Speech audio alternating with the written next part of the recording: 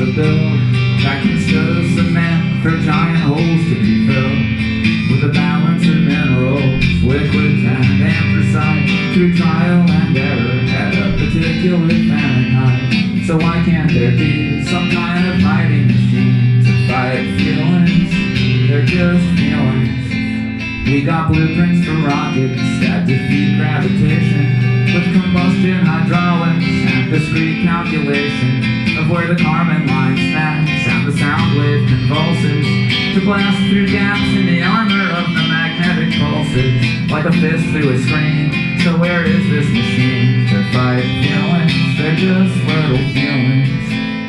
In boxes and tubes we fight the cold and the heat, with square numbers and cubes to decisive defeat, setting digital dials and fractions each can agree on, in hot orange spirals or in winter green freons, spewing atoms or ice. But where do they have the device to fight feelings? They're just stupid feelings. Just as the Grand Coulee Dam nearly begun as a dream, one day a bike helmet cam grew from the era of steam.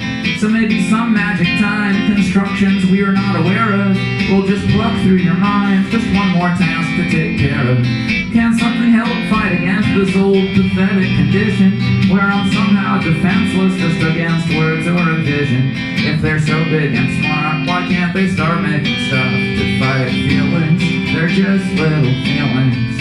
Now that there's lasers and beams, let's build amazing machines to fight feelings. There's just a few feelings, a few lousy feelings, a few stupid feelings.